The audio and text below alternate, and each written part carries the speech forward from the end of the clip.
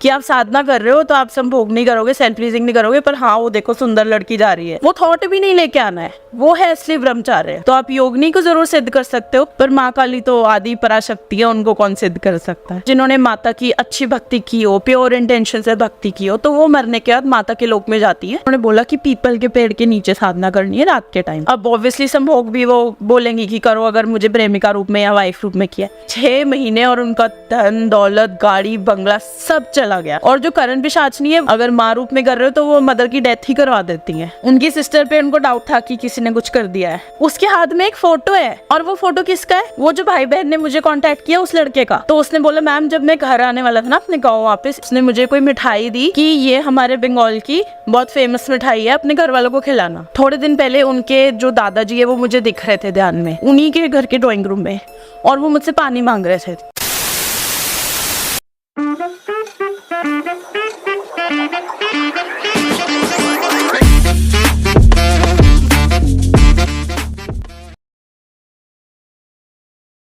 नमस्कार, स्वागत है आप सबका मिस्टिकल टॉक्स के एक और नए एपिसोड में। और मैं आशा करता हूँ आप सब बहुत ही अच्छे होंगे।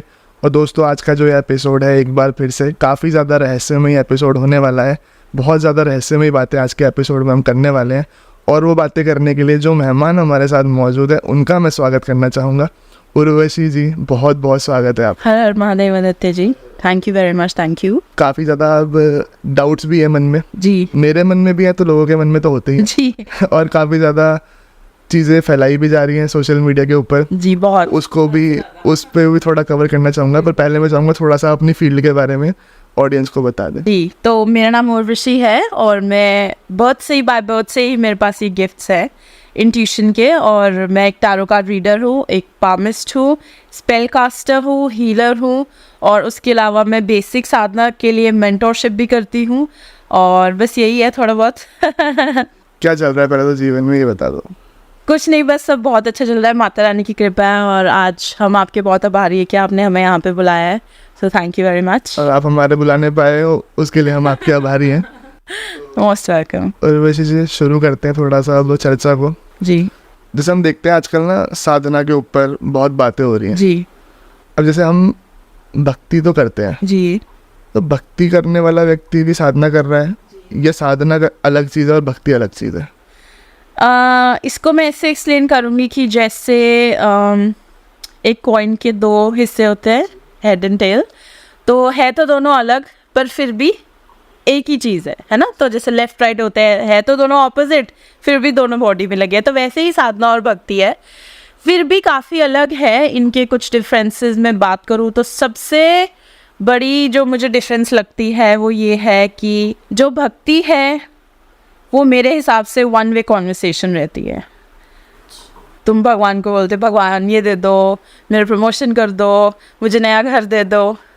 और जो साधना है वो 2 वे कॉन्वर्सेशन है। आप कुछ बोलते हैं और आपको जवाब वापस मिलता है।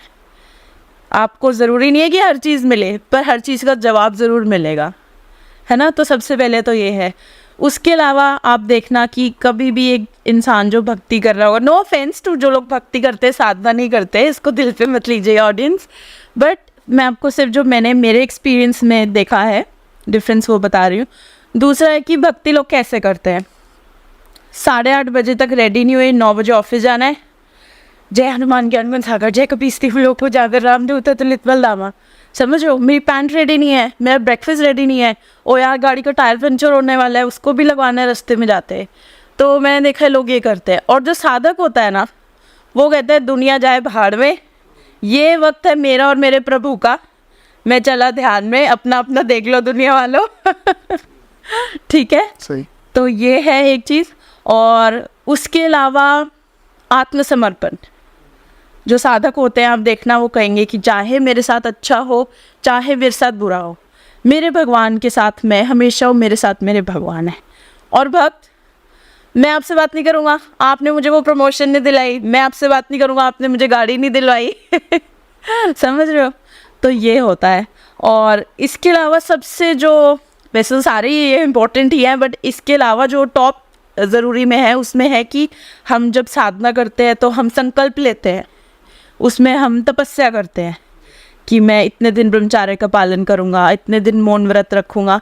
ये बहुत कम लोगों को पता है वैसे, बट जब हम साधना करते हैं तो मौन का मतलब बिल्कुल चुप नहीं रहना होता, बट कम से कम बोलना होता ताकि आपकी एनर्जी वेस्ट नहीं हो। उसी तरह से फास्टिंग बोलते हैं।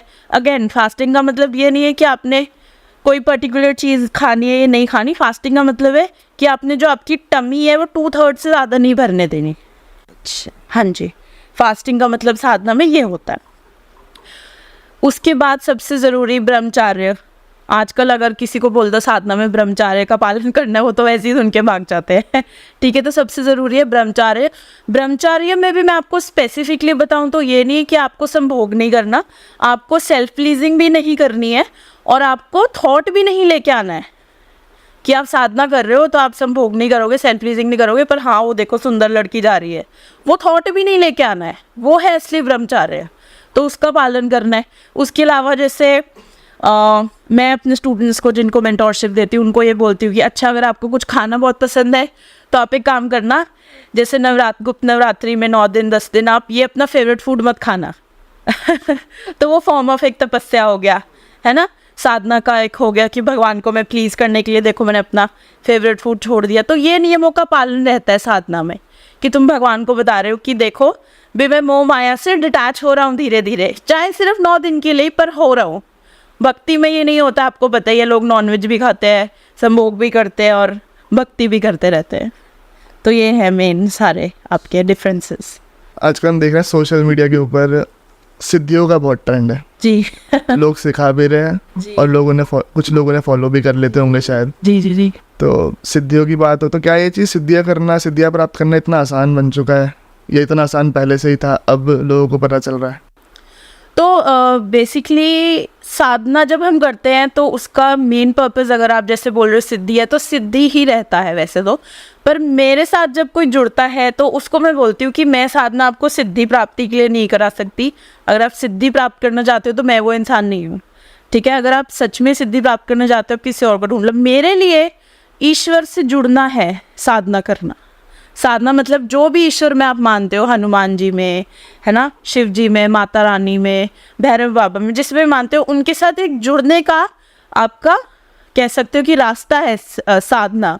सिद्धि वर्ड तो मुझे बिल्कुल पसंद ही नहीं है, मैं सच बताऊं तो। सिद्धि का मतलब क्या होता है? सिद्धि का मतलब होता है किसी चीज़ पे जीत हासिल कर लेना। क्या हमारे लिए पॉसिबल है, हम आम पापी इंसानों के लिए पॉसिबल है कि हम भगवान पे जीत पा लें?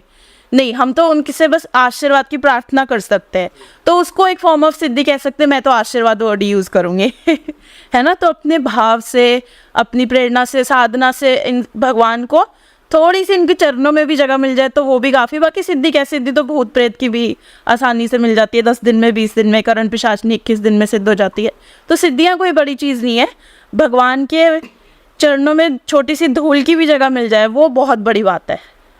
तो मैं और सबसे बड़ी ज़रूरी मैं आपको ये बता रही थी, हम ऑफ कैमरा भी बात कर रहे थे कि सिद्धि आपकी मोक्ष में बहुत बड़ी बाधा बनती है।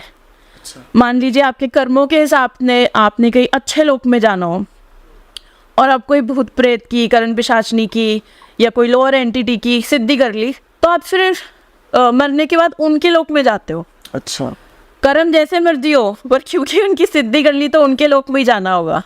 तो मोक्ष में भी बहुत बड़ी बाधा है सिद्धि। तो मैं तो यही कहूँगी कि सिद्धि के पीछे मत भागो, अपने जो भी भगवान के पीछे अपने आस्था रखो कि हाँ ये मेरे भगवान है। यानी कि भगवान को सिद्ध नहीं कर सकते?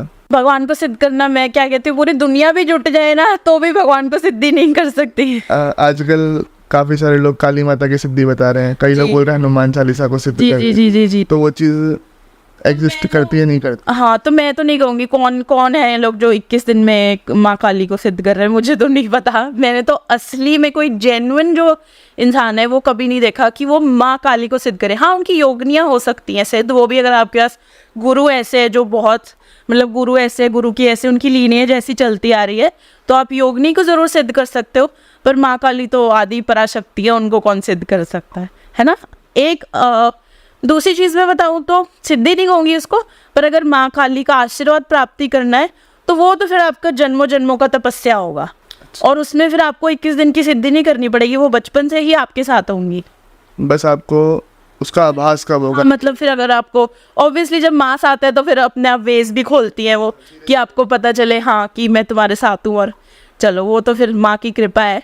वरना कहो कि माता काली की सिद्धि होगी है तो सॉरी मुझे नहीं पता कौन लोग हैं ये तो मतलब जो बाकी चीज़ों की जो सिद्धियाँ है वो सिर्फ नेगेटिव एंटिटीज़ की आप कर सकते मोस्टली या फिर जो ईश्वर से थोड़े नीचे आते हैं हमारे पास, जो हमारे अच्छे देवी देवी है, जैसे यक्षिणी बहुत पावरफुल देवी हैं, हमारी योगिनियाँ है जो वो बहुत पावरफुल है, वो भी आपको लाइफ में सब कुछ दे सकती है, सब कुछ दे सकती तो इनका ओरिजिन क्या है, यक्षिणी का और योगिनियों का? जी। तो जो ऐसे योगिनियाँ होती है ना, रियल लाइफ में जो जिन्होंने माता की अच्छी भक्ति की हो, प्योर इंटेंशन से भक्ति की हो, तो वो मरने के बाद माता के लोक में जाती हैं और वो एज अ माता की बेटियां कह लो, सेविकाएं कह लो, सब लोग अलग अलग कहते हैं, तो उनके लोक में उनके साथ रहती हैं, तो उन्हें योगिनियाँ, उनको योगिनियाँ कहते हैं। और जो यक्षिणियाँ हैं वो जैसे हमारे कुबेर जी हैं जी, वो एक यक्ष है, उनका एक अपना अलग से क्लैन है, तो उनकी जो वो सारा धरती पे वो सोने के रक्षक माने जाते हैं यक्ष और यक्षिणियाँ, ठीक है।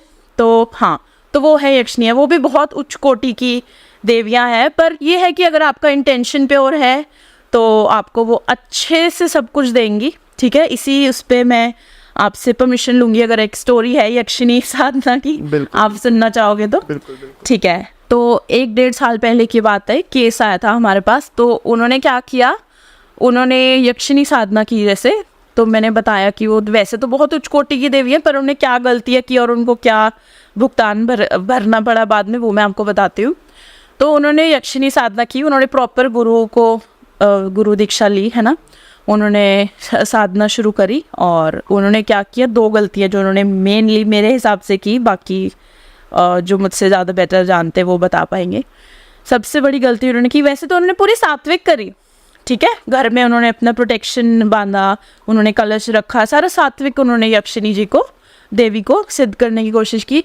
सबसे बड़ी गलती जो उनके गुरु ने ही उनको बताई थी, मुझे नहीं पता उनके मन में क्या होगा, उन्होंने बोला कि पीपल के पेड़ के नीचे साधना करनी है रात के टाइम। अच्छा, हाँ, तो अब वैसे तो हमारा पीपल हम बहुत उसको शुभ मानते हैं, शुद्ध मानते हैं, बट फिर भी 1-2% चांस होता है कि वहाँ से पता नहीं आपके साथ कौन सी एंटिटी आ जाए, ठीक है, कैसी एंटिटी आ जाए।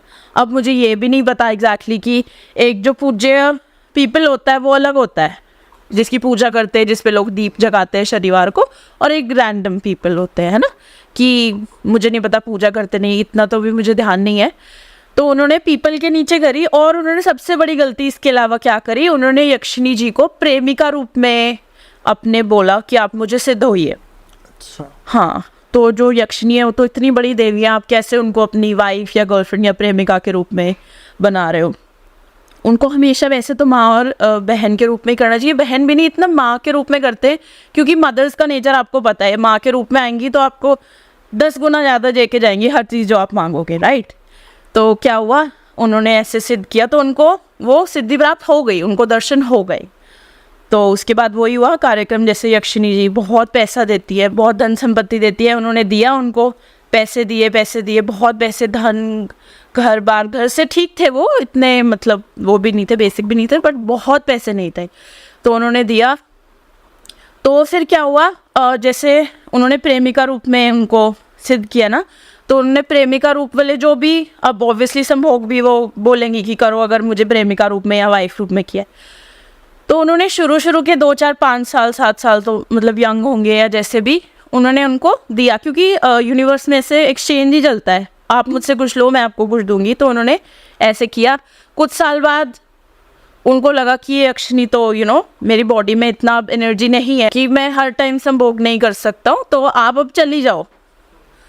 तो इतना कहने की देर यक्षिणी हो गई नाराज़ कि ऐसे कैसे, पहले मुझे खुद सिद्ध कर रहा है और मुझे फिर बोल रहा है चले जाओ, है ना। तो नाराज़ हुई और जी 6 महीने और उनका धन दौलत, गाड़ी, बंगला सब चला गया। जो यक्षिणी है वो अभी भी नहीं गई, क्योंकि उन्होंने सिद्ध करके बुलाया हुआ था, पर क्योंकि उनको गुस्सा आया तो उन्होंने जो लिया था, उन्होंने बोला अगर तू मुझे नहीं देगा जो मुझे चाहिए, फिर मैं भी तुझे नहीं दूंगी। उनका सारा धन संपत्ति दौलत सब कुछ ले लिया। फिर वो क्या करने लगे, वो फार्मिंग करने लग गए। फार्मिंग भी जैसे ये नहीं कि खुद के खेत पे, एज ए लेबरर। अच्छा, वो भी यक्षिणी जी ने डिसाइड किया कि तू यही करेगा। अगर कोई अच्छी ही वाज अ ग्रेजुएट, तो वो कोई अच्छी जॉब भी ढूंढने जाते थे तो उनकी जॉब नहीं लगने देते थे वो, इतनी पावरफुल देवी होती हैं, पर उन्होंने प्रेमिका रूप में उनको सिद्ध करने की कोशिश करी, गलती कर दी।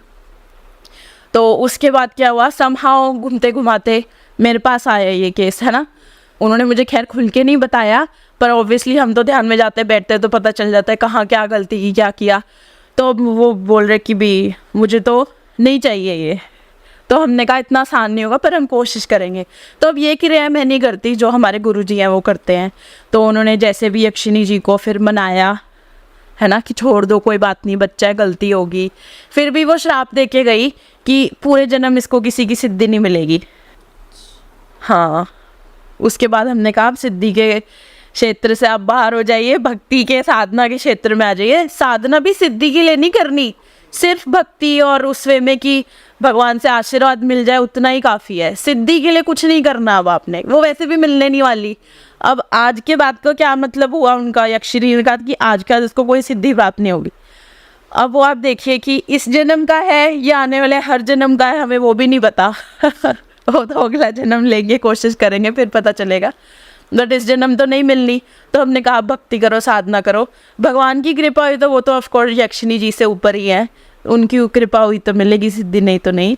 तो है कि सिद्धियों से पंगे लेने ना चाहिए, क्योंकि कहीं ना कहीं जो योगिनी यक्षिणी है ना, वो उनमें एक ह्यूमन टेंडेंसी है, गुस्से वाली, जेलेसी वाली, इनसिक्योरिटी वाली। अच्छा, इसी में एक चीज़ और जैसे आप बता रहे हो, तो कुछ लोग कहते हैं कि मतलब जितना मैंने अभी तक सुना है कि यक्षिणी को अगर आप सिद्ध करते हो तो उनको अगर आप माँ रूप में भी सिद्ध कर रहे हो तो वो आपकी माँ से दूरी बढ़ा देती है। नहीं, वो आप करण पिशाचनी की बात कर रहे हो। वो होती है बहुत लोअर एंटिटीज, उनमें वो गंदी वाली जेलेसी, ग्रीड, वो यक्षिणी जी नहीं करती। नहीं, क्योंकि वो देवी है, उच्च कोटि की देवी है। वो नहीं ऐसे करेंगी कि माँ के रूप में सिद्ध की तो माँ से दूरी बना देंगी। और जो करण पिशाचनी है वो तो मोस्टली तो वो मार ही देती हैं। अगर माँ रूप में कर रहे हो तो वो मदर की डेथ ही करवा देती हैं। हाँ, तो इसीलिए लोअर एंटिटीज़ की तो बिल्कुल भी नहीं करनी चाहिए। हाँ, तो वो तो देवी है यक्षिणी जी, योगिनी, जो बड़ी बड़ी देवी हैं, वो तो माता रानी के साथ रहती हैं, है ना, कुबेर जी के साथ रहती हैं, तो उनके साथ ऐसा कुछ नहीं है। अच्छा, ऐसे थोड़ा सा मैं अभी जैसे हम एंटिटीज़ पे बात कर रहे हैं, थोड़ा सा इसको पितरों के ऊपर लाना चाहूँगा, क्योंकि पितरों के ऊपर काफ़ी ज़्यादा मिसकंसेप्शन है। हाँ, मार्केट में काफ़ी आजकल हर किसी को पितृ दोष लगा हुआ है। अब देखा जाए तो बहुत कॉमन चीज़ हो चुकी है। बहुत। हाँ, अच्छा, तो पहले तो पितृ की योनि से शुरू करते हैं। पितृ की योनि के बारे में थोड़ा सा आप समझाओ जी। तो देखिए, पितरों की योनि अच्छी योनि मानी जाती है। मैं आपको एक चीज़ और बताती हूँ, इस चीज़ पे बहुत मिसकंसेप्शन भी है। पितरों की योनि वो योनि है जिन्होंने अच्छे कर्म करके उसी योनि में गए हैं जहाँ उनको जाना चाहिए। ठीक है, अब आप अगर अपने घर नहीं जाओगे, कहीं और चले जाओगे, तो वो गलत चीज़ हो जाएगी। तो ऐसी है कि अगर जो पितृ है वो पितृ योनि को छोड़ के ऊपर किसी लोक में जा रहे हैं तो वो तो बहुत अच्छी चीज़ है। पर अगर पितृ योनि या पितृलोक तक भी जा रहे हैं तो वो बहुत अच्छी चीज़ है। मतलब कि वो अच्छे कर्म करके गए हैं, उनकी मुक्ति सूनर लेटर हो जाएगी। अभी वो योनि में है, बट वो जिस योनि में वो है उसको अच्छा माना जाता है। It is a positive thing.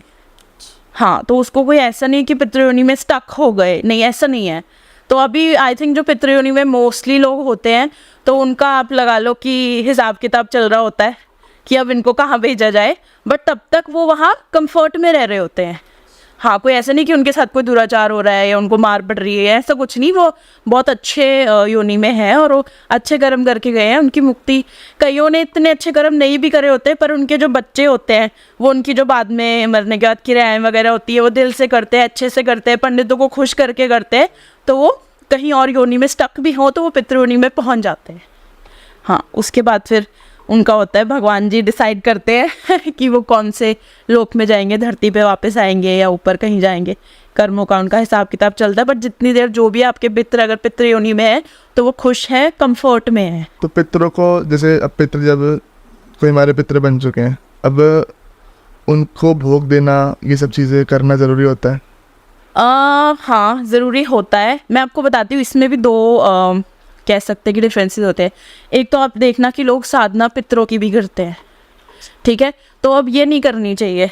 क्यों? क्योंकि पितरों की साधना या पितरों को जैसे लोग शरीर पे बुलाने के लिए करते हैं, साधना करते हैं, तो पितर वही आएंगे जो अच्छे कर्म करके स्पिरिचुअली बहुत ज़्यादा स्ट्रॉन्ग है। अच्छे कर्म करके, पूजा भक्ति करके स्पिरिचुअली स्ट्रॉन्ग है, वो ही आके आपके काम बना सकते हैं।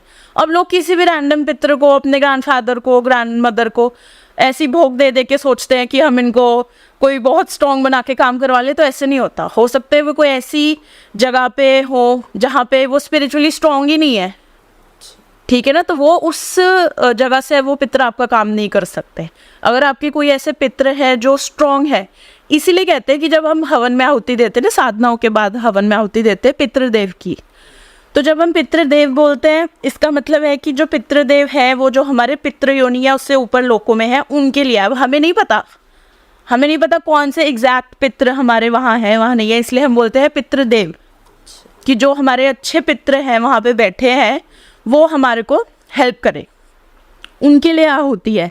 अब जो कहना नहीं चाहिए, मैं तो कहती सबके स्वर्गों में वास करे पितृ, है ना, पर अगर कोई निम्न कोटि में या धरती से नीचे कोई पाताल लोग या खईस तक के, उनको कुछ नहीं लगना। हाँ, तो उनको साध के आप उनको भोग दे के सोचो कि साध दे, आपका कोई काम कर दे, तो वो नहीं करने वाले। हाँ, तो यही है। और जो दूसरा आप कह रहे हो कि जो रिचुअल्स होते हैं, तो वो डेफिनेटली करने चाहिए, वो डेफिनेटली हर पितृ के करने चाहिए। पिंड दान करना चाहिए, श्राद्ध करने चाहिए, हर महीने मत्स्या पे कुछ ना कुछ वाइट चीज़ ज़रूर दान करनी चाहिए पंडितों को, कि जो पितृ जो हमारे अच्छी जगह पे नहीं है उनको हम कंप्लीटली तो यहाँ से यहाँ नहीं ला सकते, पर जो भी सपोर्ट कर सकते, जो भी पुश दे सकते, वो डेफिनेटली देना चाहिए। इसी से मैं आपको एक छोटी सी स्टोरी सुनाती हूँ। हमारे कोई जैसे हम पंजाब साइड चंडीगढ़ से है, तो हमारी एक पंजाबी फैमिली हमारे साथ है। थोड़े दिन पहले उनके जो दादाजी है वो मुझे दिख रहे थे ध्यान में, उन्हीं के घर के ड्राइंग रूम में, और वो मुझसे पानी मांग रहे थे। तो अब इसमें दो चीज़ें हैं कि पहली, मैं तो किसी और के पितर को मुक्ति नहीं दिला सकती, और दूसरा कई लोग ऐसे करते हैं कि जो प्रेत योनि में या उनके पास गिफ्ट्स होते हैं, उनको किराया पता होती है, मुझे नहीं पता, तो मेरे को नहीं पता मैं क्या करूँ अब। तो फिर मैंने शिव जी के आगे हाथ जोड़े कि आप ही हो जो हो सबके, तो ये मुझे ऐसे से दिखे हैं, पानी मांग रहे हैं, तो इनकी नैया पार लगाओ, क्योंकि वो जो है फैमिली सरदार है। अब पहली बात तो तुम रैंडमली किसी को जाके कह नहीं सकते कि तुम्हारे पितर मुझे दिख रहे, कोई मानता है कोई नहीं मानता, और दूसरा वो सरदार है तो वो इन चीज़ों में बिलीव ही नहीं करते, रिचुअल्स में, ठीक है ना। तो उसके बाद ना जब मैंने शिव जी को प्रे किया, तो उनके जो वो पितर है ना, मुझे ना एक सेकंड के लिए डाउट था कि वो सच में मुझे दिख रहे हैं कि मेरा वहम है, एक सेकंड के लिए डाउट था। तो उन्होंने मुझे बोला कि तूने भी मेरे लिए प्रेयर किया शिव जी को, उन्होंने मेरा काम किया, अब वो चाहे खाना था चाहे पानी था मुझे नहीं पता। उन्होंने बोला कि तू डाउट कर रही थी ना मेरे पे, तो देखो मैं एक पर्चा दे के जाता हूँ कि थोड़े दिन में तुझे पता चलेगा कि उनके घर से छत गिर गई, जो मेरे अंकल हैं। दिन के आप थे? हाँ, उन्होंने बोला कि पर्चा दे रहा हूँ मैं तुझे कि मैं सच में था, तो मैं तेरे को पर्चा इसलिए दे रहा हूँ कि तूने शिव जी को मेरे लिए प्रे किया। अब उन्होंने मुझे पानी फूड जो भी दिया होगा वो दिया, तो अब मैं तुझे पर्चा दे रहा हूँ कि मैं था और उनके घर पे छत गिरेगी। तो थोड़े दिन बाद क्या होता है, मेरे भैया आते हैं और वो रैंडमली मुझे एक बात बताते हैं कि उन्हें पता चला है कि जो वो वैसे अंकल जिनकी मैं बात कर रही हूँ, जिनके पितर दिखे, उनके घर से दोनों भाइयों ने लड़ाई करी और उसको छत से गिर दिया। तो अब क्या होता है, एनर्जी जो होती है ना ऐसे बात नहीं करती जैसे मैं और आप कर रहे हैं, वो हिंट्स देती हैं, तो उनके हिंट का मीनिंग निकालना होता है। तो मैंने उसका मीनिंग निकाला, छत गिरी। तो उन्होंने बोला कि दोनों भाइयों ने लड़ाई करते हुए एक छत से गिर गया, तो ये हुआ। वो डिकोड करना। हाँ, वो डिकोड थोड़ा इधर उधर हो जाता है कभी कभी, बट उन्होंने जो पर्चा दिया वो बिल्कुल एक्यूरेट निकला, और मैं कहा नहीं सच में ही दिखे थे तो ये होता है कि पितर कई बार वो मुझसे कनेक्ट करते हैं, क्योंकि वो हमें बचपन से जानते थे। खैर अब तो काफ़ी बुजुर्ग हो गए, अब तो काफ़ी सालों से नहीं है, पर क्योंकि उनको पता है कि मैं सबसे नियरेस्ट हूँ, जो उनको देख सकती हूँ, पहचान सकती हूँ, उनसे बात कर सकती हूँ, वो मुझे दिखाई दिए। हाँ, तो ऐसे होता है कि जो पितर खुश नहीं होते, फिर वो ऐसे ही जो कोई उनको एक सहारा लगता है उसके पास आते हैं, उसको विजिट करते हैं, उसको बोलते हैं कि दो पानी दो, जो भी दो। अब ये सब जो आपने स्टोरी बताई, कहीं ना कहीं ये एक तरीके से पितृदोष ही था। हाँ बिल्कुल, पितृदोष ही है। तो पितृदोष के चलते ऐसी एक्टिविटीज होती हैं? जी बिल्कुल। पितृदोष लगता है किन किन वजह से, थोड़ा अगर आप इस पर बता दो। सबसे पहला तो यही है कि जो लोग अपने पूर्वजों को, जैसे रिचुअल्स हैं, उसके बाद अब जैसे सिख कल्चर ही ऐसा है कि वो लोग इन चीज़ों में नहीं मानते, पर फिर भी मुझे याद है हमारे घर के पास एक बहुत पहले आंटी रहते थे।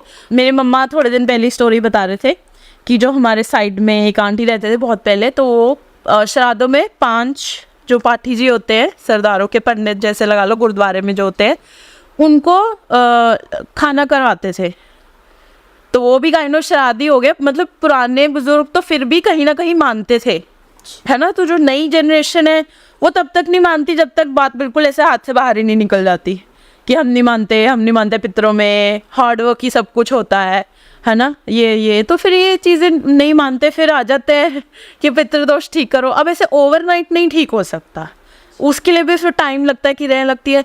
और इवन वर्स की जैसे पंजाबी कल्चर, उनकी लीनियज से ही वो ये चीज़ नहीं फॉलो करते आ रहे। अब सडनली मैं उनको हिंदू वाले रिचुअल्स नहीं दे सकती, है ना। तो ये इस चीज़ में फिर बहुत बवाल रहता है कि क्या करें क्या ना करें।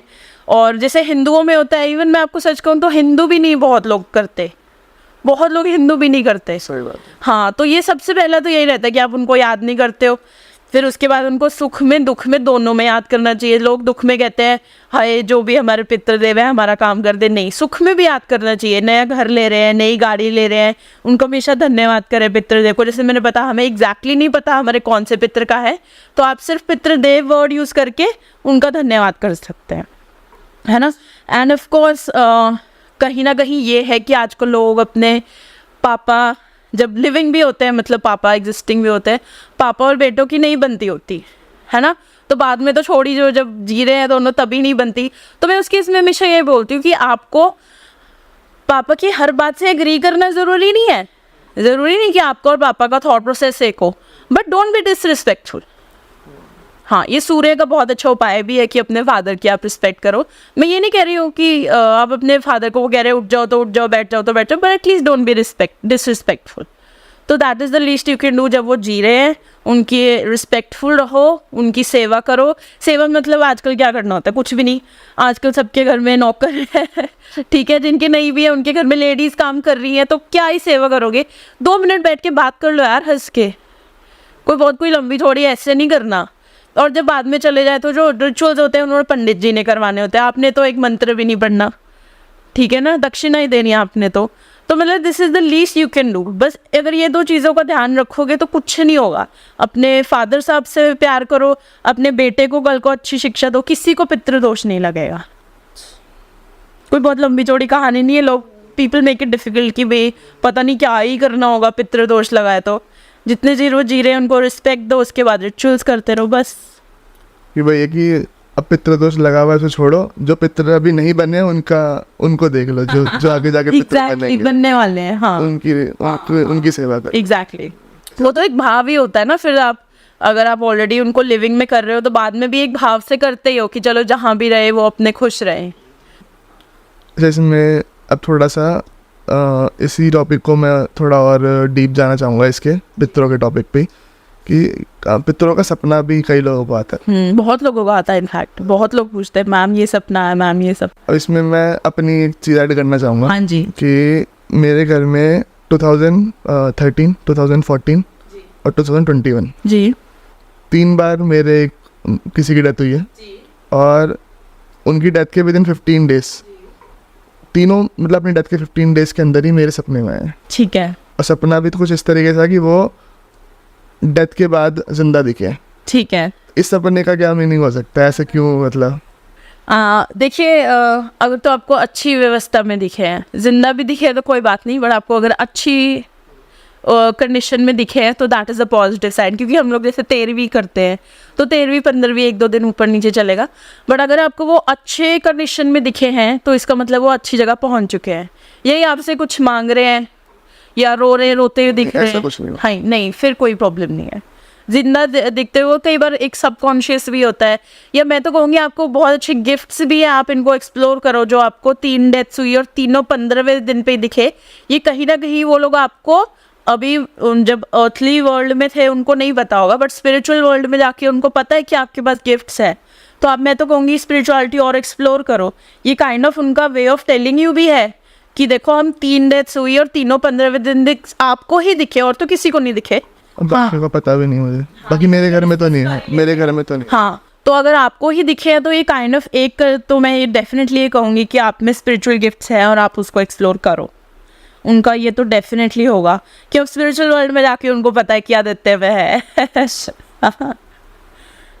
वो जो बिलीव नहीं करते या जिनके पास गिफ्ट्स नहीं उनके पास वो लोग आएंगे ही नहीं ना, वो उनको बॉदर ही नहीं करेंगे कि आ गए हो छोड़ो। तो उसका मतलब वही है कि आप स्पिरिचुअली स्ट्रांग हो और अब डेफिनेटली कोई गिफ्ट्स होंगे तो आप एक्सप्लोर कर सकते हो।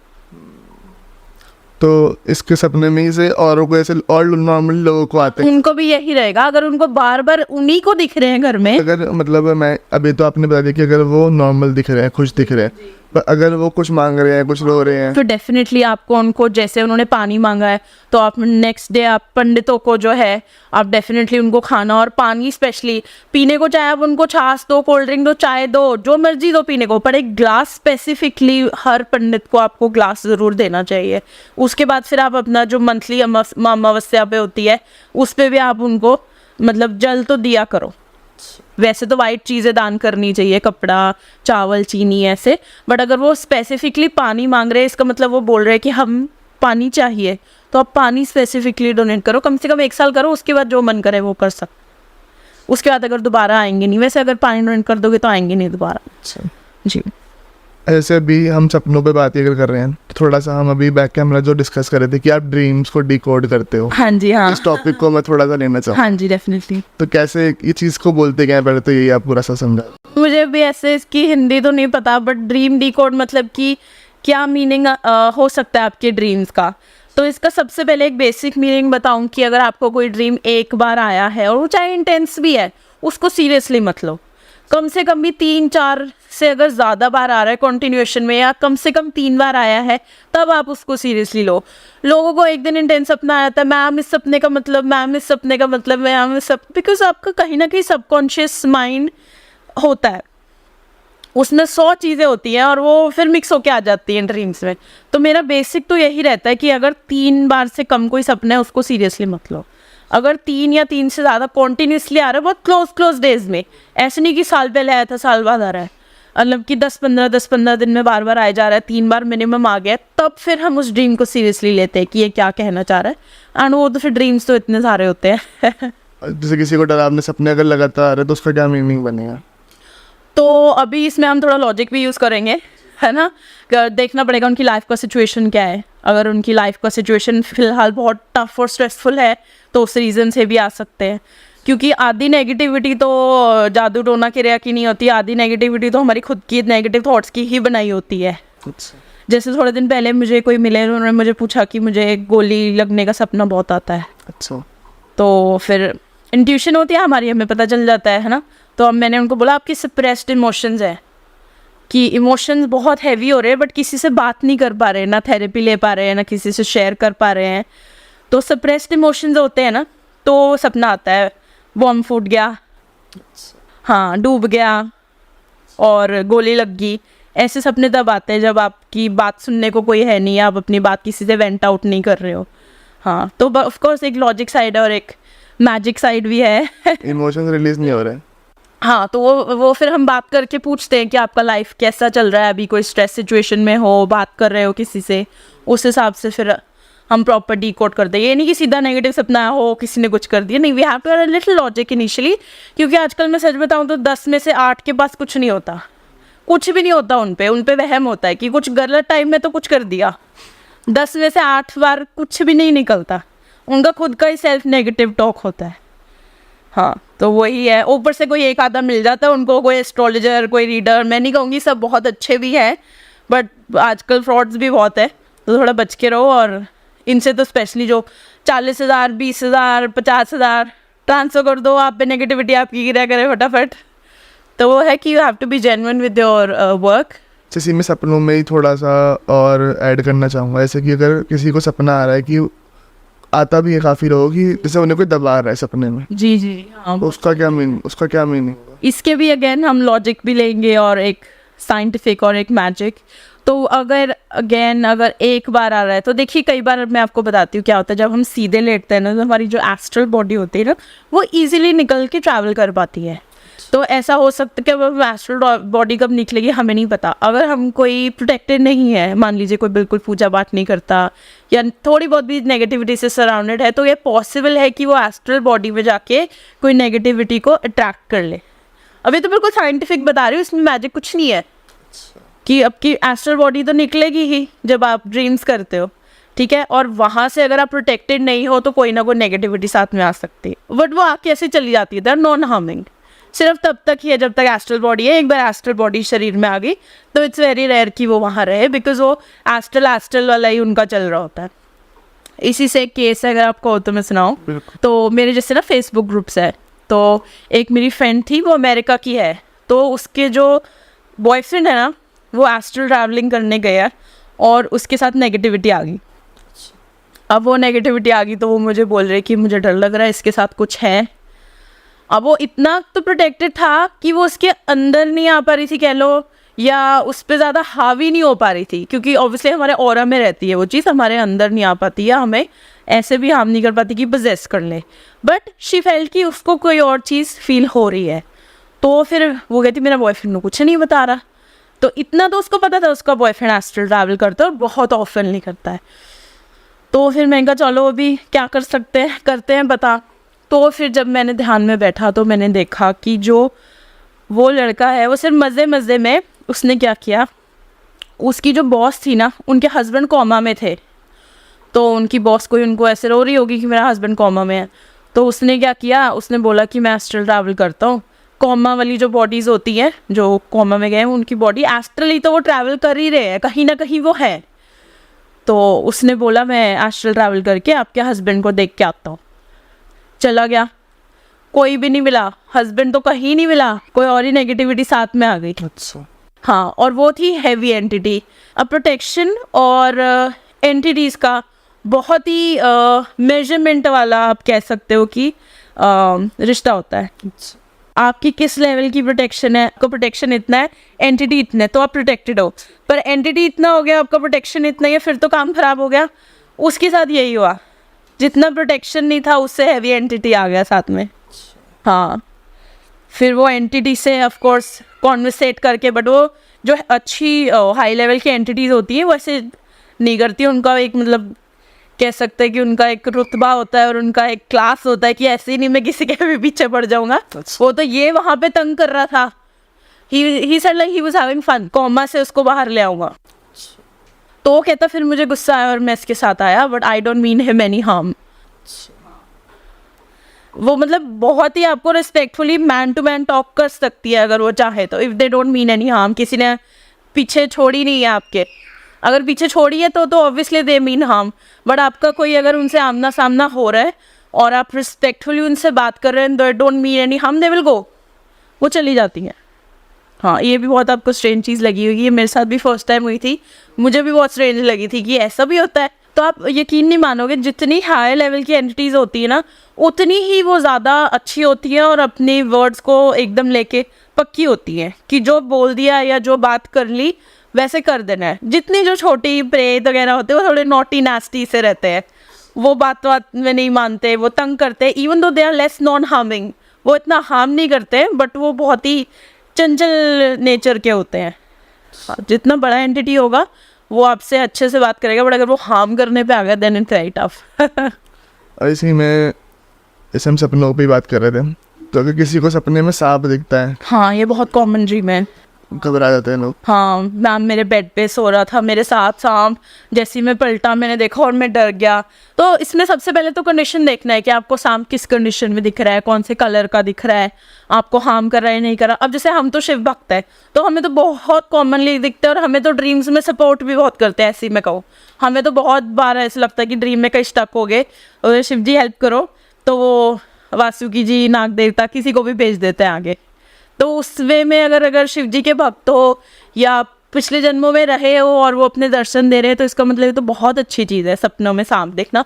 और अगर वाइट दिख रहा है तो मतलब स्पिरिचुअलिटी आप डेफिनेटली, इनफैक्ट कोई भी आपको वाइट एनिमल दिख रहा है ना तो बहुत रेयर है, सबको नहीं दिखता, बहुत कम लोगों को वाइट एनिमल दिखता है। White rabbit, white dog, white cat, white सांप अगर आपको दिख रहा है तो आपको डेफिनेटली स्पिरिचुअलिटी में जाना चाहिए। हाँ, इसके अलावा अगर सांप आपको ऐसे लगता है कि आपको काट रहा है या आपको डस रहा है तो फिर आपको ऐसे स्पिरिचुअली कोई गलत बात नहीं है, बट आप ये देखो कि आपके आसपास कोई ना कोई डेफिनेटली एनिमी है आपका। हाँ, उससे आपको बच के रहना चाहिए कि आने वाले कुछ दिनों में ऐसे कुछ हार्मफुल सिचुएशन हो सकती है। कोई ना कोई आपको ऐसा एनिमी या कोई अड़चन बनना चाहेगा, आपके काम में बाधा बनना चाहेगा। तो वो चीज़ है कि डेफिनेटली सांप का काटना डसना तो बहुत गिरा। हाँ, वही शिवलिंग के साथ दिख रहे हैं, अगर अच्छे स्वरूप में शांत स्वरूप में दिख रहे हैं तो बहुत अच्छी। अच्छा, ऐसे अभी थोड़ा सा इसी के साथ अभी टॉपिक को, पितरों के टॉपिक से हम सपनों पे आए, सपनों के बाद में थोड़ा सा तंत्र मंत्र पे, काला जादू पे, इन चीज़ों को लेना चाहूँगा, क्योंकि ऑडियंस को हमारी बहुत इंटरेस्ट आता है, पता नहीं क्यों इन टॉपिक्स पे। नहीं, बहुत अच्छी बात है। आई थिंक अवेयर रहना बहुत ज़रूरी भी है। अगर आप कहो तो आपको एक लेटेस्ट केस की मैं आपको स्टोरी सुनाती हूँ। स्टोरी तो नहीं कहूँगी, ऑफ कोर्स एक केस आया था मेरे पास, उसका जो भी एक्सपीरियंस है। तो दिल्ली से थे वो, वैसे उनका जो गांव था वो झारखंड में कहीं था, अभी मुझे ऐसे एग्जैक्ट तो नहीं पता, बट वो वर्किंग खुद दिल्ली में थे। तो उन्होंने मुझे अपनी सिस्टर के साथ कांटेक्ट किया था। तो उनकी सिस्टर पे उनको डाउट था कि किसी ने कुछ कर दिया है। तो जब मैंने उनकी सिस्टर और उनको दोनों वीडियो कॉल पे आए तो मैंने कहा कि कुछ तो है, बट अभी फॉर सम रीज़न ना मुझे एग्जैक्ट नहीं दिख रहा कि क्या है। तो आप मुझे 3 दिन दीजिए, अगर तो कुछ हुआ तो फिर मुझे सामने आ जाएगा। अगर कोई बहुत स्ट्रॉन्ग चीज़ या कोई बहुत हैवी नहीं है और कोई डरने वाली बात नहीं है तो छोटी क्लेंजिंग वाली आपका क्रिया उपाय करके हम ऑफ कर देंगे, मतलब कि कुछ घबराने वाली बात नहीं है। तो उनका मैंने सेशन बंद करके मैंने फिर माता रानी को अर्जी लगाई कि माता रानी, बिटिया है, अपनी लड़की का केस है तो आपने करनी है। फिर सहायता करती तो लड़कों में भी है, बट मेरा खुद का एक सॉफ्ट टच टवर्ड्स गर्ल्स रहता ही है हमेशा, पता नहीं क्यों। तो 3 दिन जो मैंने उनसे लिए थे उसमें फिर मुझे क्या हो रहा है, जब भी मैं ध्यान में जा रही हूँ मेरा ध्यान लग नहीं रहा। तो फिर मैं क्या करती हूँ, इन चीज़ों में ना फोर्स नहीं कर सकते कि ध्यान लगे, मुझे कुछ दिखे, नहीं, बिल्कुल ध्यान नहीं रख सकते। You have to let yourself very loose और आपको खुद को आएगा। तो मुझे क्या हुआ कि पहली रात जब मैं सोई ना, मुझे सपना आया कि सपने में ना मैं वाइट बबल में हूँ एक, वो ऑफ कोर्स मेरी प्रोटेक्शन है जो मैं 24 घंटे लगा के रखती हूँ, है ना। तो मैं कोई नदी के किनारे, एक जंगल है, उसके साथ एक बहुत बड़ा पेड़ है, रैंडम पेड़ है, कोई ऐसे नहीं, कोई पीपल का, बरगद का नहीं, ऐसे रैंडम बहुत बड़ा पेड़ है। उसके नीचे एक लड़का बैठा है, आप लोगों जैसे जीन्स टी शर्ट में, ब्लैक जीन्स टी शर्ट में बैठे, कोई ऐसे नहीं कि कोई तांत्रिक लग रहा है, साधु वाला कपड़े पहले बाल ऐसे कुछ नहीं, नॉर्मल चश्मे लगा के ऐसे नॉर्मल बैठा है। तो वो कुछ क्रिया कर रहा है। तो पहले तो मैं ये डाउट में होगी कि ये भाई वैसे मैंने साधु संत जीन्स टी शर्ट वाला तो पहली बार देखा है। उसके पीछे ग्रे एंटिटीज़ थी। बेसिकली क्या होता है कि ग्रे ब्लैक एंटिटीज़ दिख रही हैं तो नेगेटिव है, वाइट दिखती हैं तो पॉजिटिव है। तो ग्रे एंटिटीज़ दिख रही हैं तो वो ग्रे एंटिटीज़ ना जैसे इकट्ठी होके मेरे को देख रही हैं। तो वो कोई बहुत हायर एंटिटीज़ नहीं थी, मतलब बेसिक प्रेत वगैरह जैसे, क्योंकि प्रेतों के बिना तो कुछ काम होगा नहीं, प्रेत तो बांध के रखने पड़ेंगे। तो जैसे वो प्रेतों ने ना मुझे देखा तो वो देखी ना ऐसे कुछ जैसे आपस में कुछ बात कर रहे हो, तो ऑफकोर्स वो मेरा तो था ही नहीं है ना फोकस, मेरा फोकस उस पर था। तो मैं देख रही हूँ, जैसे जैसे मैं देख रही हूँ तो वो इंसान जो दिख रहा है, जो कोई क्रिया कर रहा है, उसके साथ एक और लड़का बैठा है, बट मैंने उनका फेस एग्जैक्ट नहीं दिख रहा कि कौन है और ये मुझे क्यों दिख रहे हैं। तो पहली रात बस मुझे इतना दिखा। उसके बाद सेम चीज़ दूसरे दिन हुई, मतलब एक सर्टन लेवल के बाद ना मैं पार नहीं कर पा रही कि मैं देख सकूं क्लियरली कि वो कौन है, विजन क्लियर नहीं हो रहा। हाँ। तो जब मुझे दूसरे दिन भी सपना आया ना, तो मुझे ये ध्यान नहीं आया कि वो जो भाई बहन से मेरी बात हुई थी उनके रिगार्डिंग है मेरे, क्योंकि ऑब्वियसली और भी केस चल रहे होते हैं, कोई ना कोई मेरा पर्सनल भी होता है कई बार। तो मैंने ना तीसरे दिन सोने से पहले मैंने कहा माता रानी या तो आज सपना मत दिखाना यार, क्लैरिटी दे देना, क्योंकि फिर ये बीच में जाने का काम मेरा काम ख़राब कर देता है ना। तो तीसरे दिन मैं देखती हूँ, मैं और आगे जाती हूँ, जो तांत्रिक वो जो लड़का क्रिया कर रहा है, वो कोई बहुत बुजुर्ग भी नहीं है, ऐसे ही 25-30 साल का ही होगा, वो जो क्रिया कर रहा है वो तो कर रहा है क्रिया, मैं उसको नहीं पहचानती। उसके साइड एक लड़का बैठा है, मैं उसको भी नहीं जानती, उसके हाथ में एक फ़ोटो है, और वो फ़ोटो किसका है, वो जो भाई बहन ने मुझे कांटेक्ट किया उस लड़के का। तो मैं समझ गई कि ये लड़का इस तांत्रिक से इस लड़के के ऊपर क्रिया करवा रहा है। तो मैंने देखा वहाँ पे मीठा ही मीठा पड़ा हुआ है, वहाँ पे बहुत सारा मीठा मीठा पड़ा था। एग्जैक्टली मुझे नहीं पता क्या था, बट वाइट मीठा ही होता है जिसको वो आमंत्रित करके आपको खिलाते हैं। तो मैंने उसको बोला, फिर मैंने कहा उसको मैसेज छोड़ा कि कॉल व्हेन फ्री, तो उसने मुझे कोई कॉल मैसेज नहीं किया। 10-15 दिन हो गए उसका कोई कॉल मैसेज नहीं आया, कुछ नहीं। तो उसने क्या किया, 10वें 15वें दिन उसने मुझे कॉल किया। तो ये भी होता है कि मैं बताऊँ, एक तो पहली बात तो एंटिटी नहीं आने देती, अगर कोई, मैंने बहुत लोग देखे हैं कि कहीं ना कहीं वो बीच रास्ते में आके अपना केस छोड़ ही देते हैं, कॉल ही नहीं करते, क्योंकि जो एंटिटी है वो समझ जाती है कि अपना इलाज कराना चाह रहा है, वो नहीं करने देती। कुछ केसेस में ऐसा हो जाता है, तो इसके साथ शायद यही हुआ होगा, पर भगवान से ऊपर तो कोई भी नहीं है। 10वें-15वें दिन उसने मुझे कॉल किया, तो मैंने उसको बताया कि मुझे ऐसे ऐसे सपना आया कि आपका कोई दोस्त है। तो मैंने उसको थोड़ा हुलिया बताया कि ऐसे रेड वाइट चेक शर्ट में है, और अब बताओ कौन है। तो उसने कहा कि रेड वाइट चेक शर्ट में तो गांव से तो कोई नहीं है, मेरे ऑफिस से या कोई मेरे पीजी फ्रेंड्स उनमें से ही कोई है। उसने मुझे उनकी सबकी फ़ोटो भेजी, फिर जिसके साथ है। तो एक उसका कलीग जो ऑफिस का फ़ोटो भेजा था, उसमें से एक वो लड़का था। तो मैंने उसको बोला, मैं क्या, अब आप मुझे बताओ, आपने कोई कपड़े शेयर किया है, कोई खाना शेयर किया है, कुछ किया है? तो उसने बोला, मैम जब मैं घर आने वाला था ना अपने गाँव वापस, इसने ना मुझे, वो बंगाल साइड का कहीं का था, उसने मुझे कोई मिठाई दी कि ये हमारे बंगाल की बहुत फेमस मिठाई है, अपने घर वालों को खिलाना। मैं कहा चलो जी। अब बाई चांस ही देखो कि वो लड़की और उसकी फ्रेंड्स आई हुई थी, घर में किसी ने नहीं वो मिठाई खाई, उस लड़की और उसकी फ्रेंड्स ने खाई। जो बहन थी उसने खाई और उसकी फ्रेंड्स ने खाई। तो मतलब बाकी सब बच गए, वो चीज़ आ गई उसकी सिस्टर पर, जिस पे उनको डाउट था। बेसिकली उसकी सिस्टर ने, वो जब बैक स्टोरी मुझे पता चली, तो सुसाइड अटेम्प्ट करने की कोशिश की।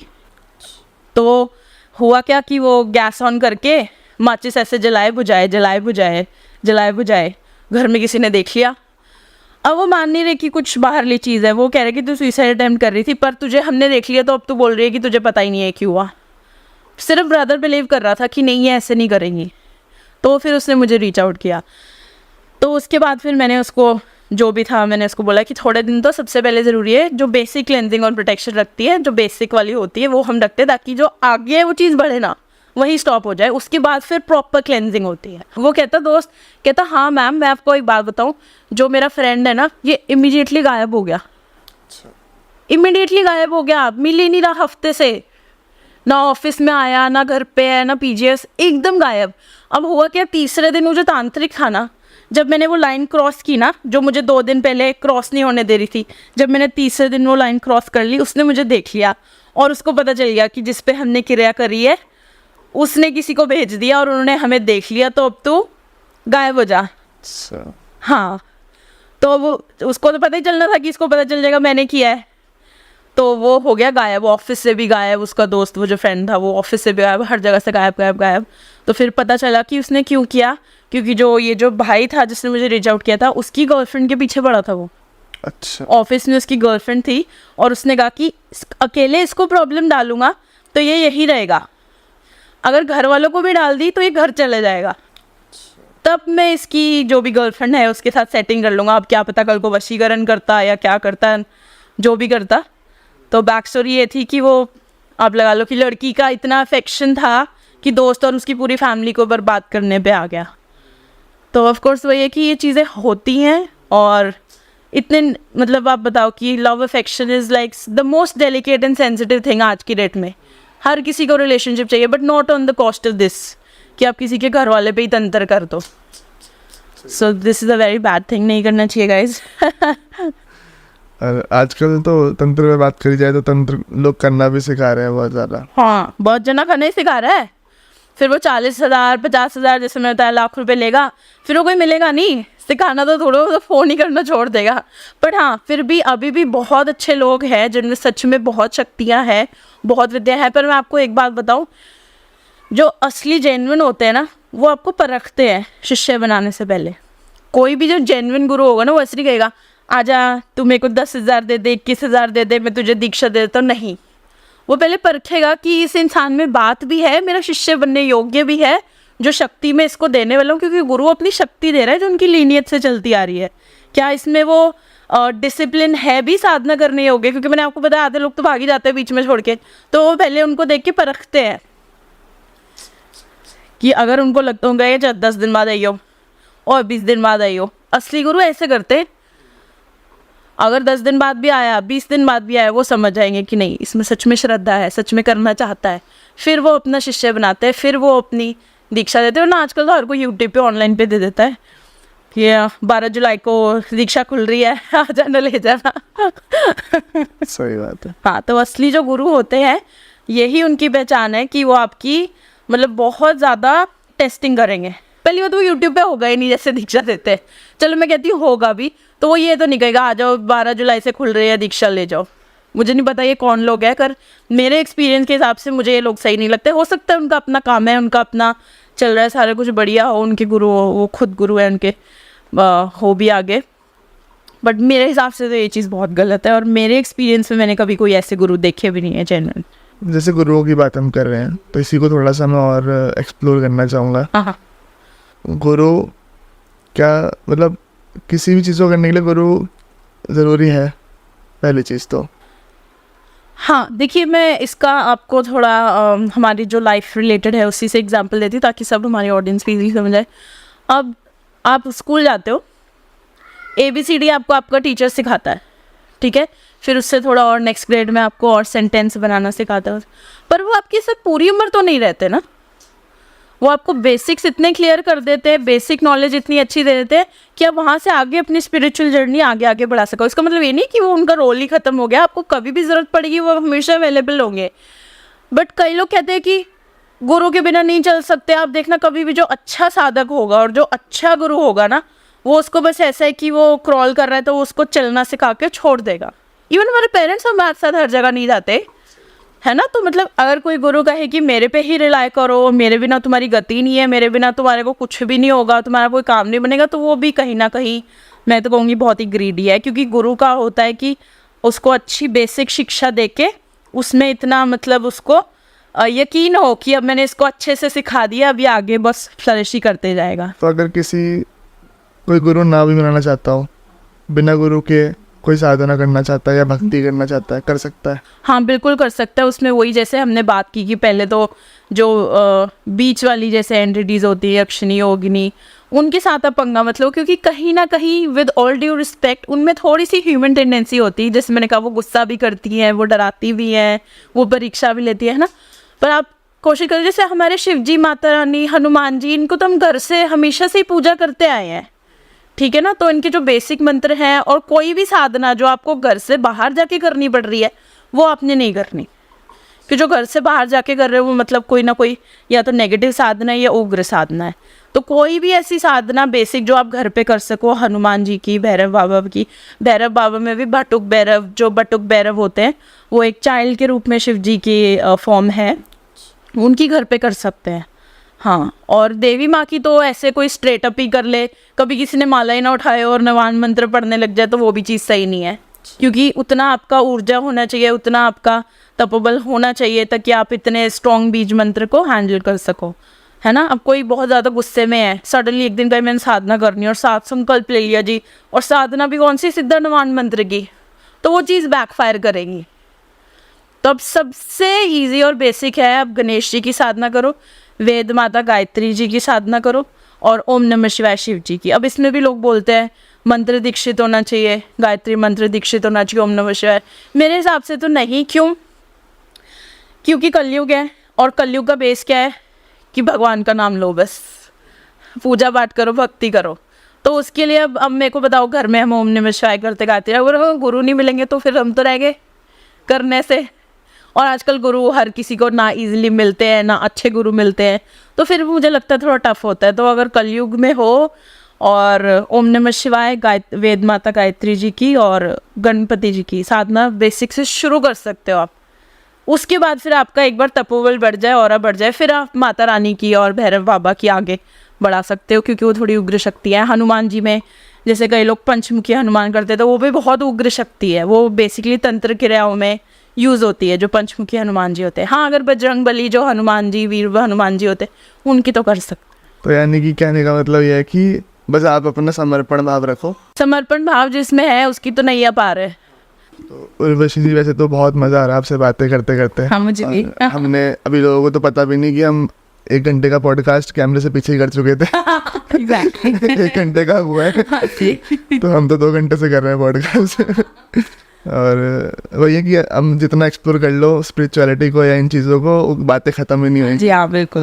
बिल्कुल। और बहुत बहुत शुक्रिया, आपने आज अपना इतना कीमती समय और अपना कीमती ज्ञान आज हमारे साथ रखा। बहुत थोड़ा सा है, और भगवान की कृपा बनी रही तो और ज्ञा के साथ अगली बार भी जुड़ेंगे आपके साथ। बिल्कुल बिल्कुल। तो थैंक यू वेरी मच हमें बुलाने के लिए, थैंक यू वेरी मच। हर महादेव। और मैं आशा करता हूँ आप लोगों को ये एपिसोड अच्छा लगा होगा। अच्छा लगा है तो जुड़ जाइए चैनल के साथ में, ऐसे ही बहुत सारी पर्सनालिटीज़ आती रहेगी और हम उनसे अलग अलग नए नए विषयों के बारे में जानते रहेंगे और नई नई बातें सीखते रहेंगे। मैं मिलूंगा आपसे अगले एपिसोड में, तब तक के लिए जय हिंद, वंदे मातरम, जय श्री राम। जय श्री राम।